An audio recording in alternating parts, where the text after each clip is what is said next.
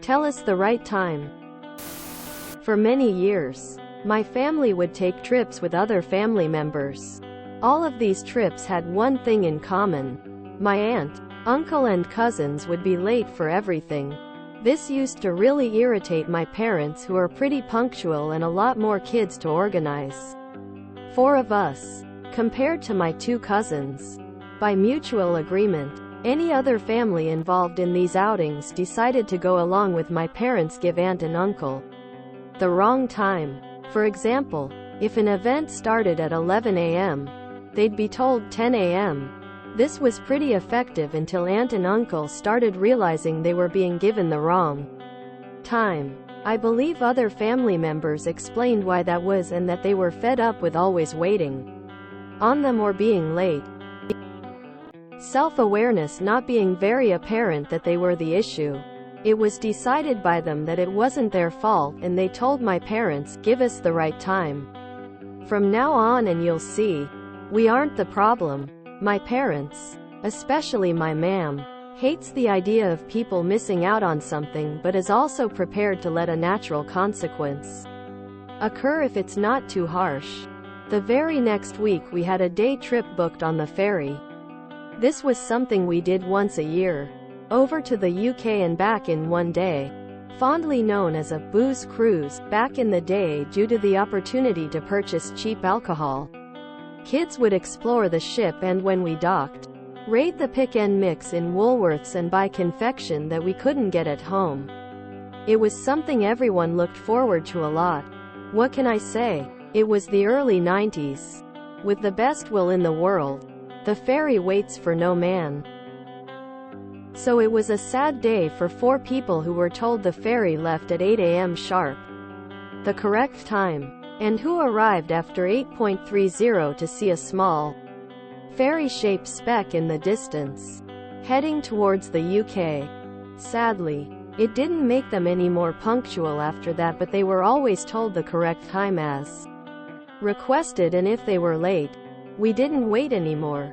For months, whenever we'd see them after that, my parents used to cheerily wave and say, "Very nice to see you." Love it. My parents had the problem that one set of grandparents was always late, and one set was always early.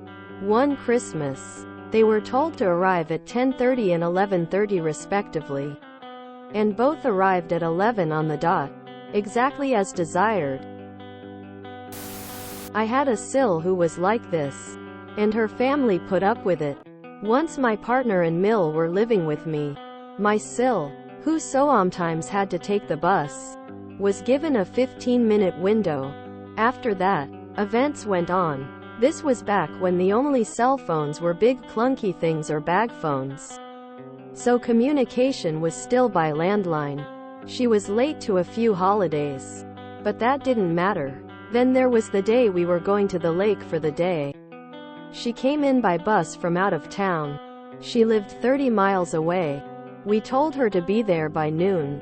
At 12:30 I got everyone in the van and we left.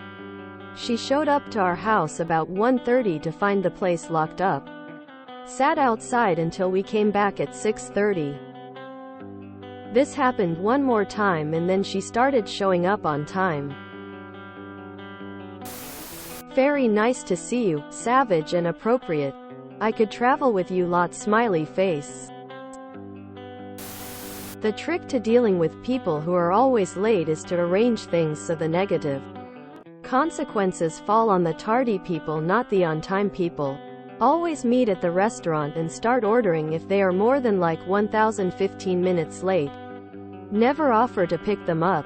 A friend of mine whose spouse was always late would sometimes book separate airplane trips so that she could be early or late to hers and he could do the same without the stress of traveling together. When she was traveling alone but he offered to drive her at some point, he would calmly bring any packed bags out to the car, and eventually he would sit in the car waiting for her to rush out and jump in. He was a conservative driver and wouldn't speed to get her there on time. I'm glad you no longer pander to their bad manners. My ex Phil used to do that on purpose. If we were all going out, just as everyone was ready to leave, he would disappear into his study with the door shut. For anything up to an hour or more, just to make sure everyone knew he was in charge and we all had to wait for him. That didn't fly with me, so I started just taking my kids and going to do whatever we'd planned. Saying Phil, Mill and pathetic husband could join us when they were ready. They are such a horrible family. My mother was, to put it mildly, a control freak. Everything, including the son, revolved around her. We, my 2 sisters, my 2 adult nieces, my mom, and I, were going out to dinner from my mom's house, where we were visiting. We were all leaving, except Mom, who said she'd be right behind us. I opened my mouth and the words, "Don't be late, or we'll start without you," fell out without passing through my brain. First stupid thing to say. Because as soon as I said it, I knew she would take it as a challenge to her being the center of the universe. We get to the restaurant, and of course, she's late. I gave her 15 minutes, and said, "Fuck it. We are all starving. Let's order." So we did, and were already eating when she finally made her royal entrance. This might have been the first time that we had ever pushed back on her control of everything on Earth. She was furious, but she didn't say anything. Just gave us the loudest silent treatment you've ever heard. The rage was rolling off her in waves. We were all half terrified and half trying not to giggle, which is a very strange combination of feelings. That is one of my favorite memories of that bitch. Still makes me giggle. The strangest thing is that they never even learned their lesson. Unfortunately, I don't think that there are pills for that. Once people prove they are chronically late for everything, no one should feel they have to wait. If you tell people to arrive at 1 o'clock for a dinner at 2 o'clock, then you should have dinner on the table and people sitting down by 2:01. If somebody isn't there, leave the door unlocked so they can let themselves in. Every holiday I don't work, I do just that. I also have the displeasure of being related to the punctually challenge. The frustration of being sat in a restaurant, hungry and looking forward to a nice meal but having to wait an hour before ordering because they couldn't be on time. Every time, we stopped waiting and just ordered. Once they arrived as we were eating dessert, lol. The confusion of their faces was real. They really expected the whole group, which included small children, to wait their arrival like they were royalty. We have said for years that my mom will be late to her own funeral. I don't know how, but I have complete faith it will happen. I used to set the clocks ahead without telling my wife how much BC she would compensate if she knew.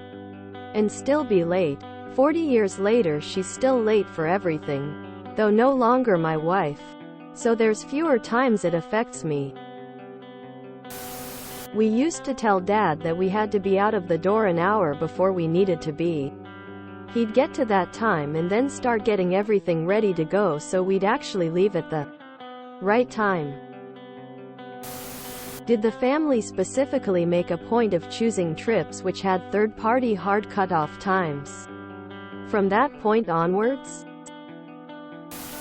Years ago I was helping my ex's sister plan her wedding. And since I was working as a graphic designer, I offered to make her invitations for her.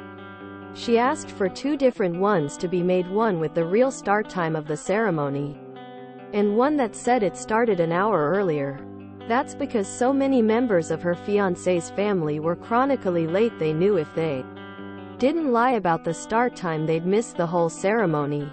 Sure enough, everyone managed to show up, although some of them barely on time with that plan, lol. I used to do a game night and for a 7 p.m. start would tell the various participants 5:30, 6 o'clock, 6:30, and 7:30 so they'd all be there at 7 o'clock. COVID freed me from so many things. Lol. I have family. They know the event starts, e.g. 8 p.m. Boom. They show up 820. 815 as if to make some FC King sort of entrance. BUUUT. If we are late 14 minutes. You're late. We started to tell them the wrong time and haven't looked back. My nephew's middle school graduation e.g. 11 a.m. start. We told them 10.30. They showed up 10:45 and were on time. Oh, we thought 10:30. Yeah, we know and left it at that. Lol. FC King PPL. I hate being 5 minutes late. I'd rather sit and wait 15 minutes for something to start than be the odd FC King ball walking in. Keep giving them the wrong time. Don't let up. I wonder if the booze cruises have started back up now, seeing as the UK is out of the EU. Used to love going over and getting pissed in Holyhead and loading up duty-free on the ferry back. We have cousins like this. Always, fashionably, late. Last to arrive to make an entrance. One year my wife decided to tell them an earlier time. That year they decided to be on time. Husband was pissed angry. They don't get invited much anymore. I have a bunch of family, in-laws, that do this. Now, if they are late, I leave, or go into wherever we are meeting. I don't call and ask for an error because they will always lie. They live 1.3 miles from me. When I ask how long and you say we just left the house but don't show up to mine for 40 minutes. Nah, I am not playing that game anymore. So for years I've been just leaving at the time I say we are going to leave. Or going into a place where we wanted to eat. I go in and order.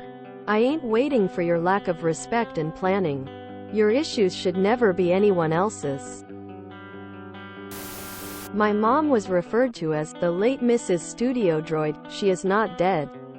Just a little behind schedule. I learned great patience in my youth. If you enjoyed this video, please check out our playlists full of similar content. Epicaricast is like doom scrolling for your ears. Please like, share, and subscribe.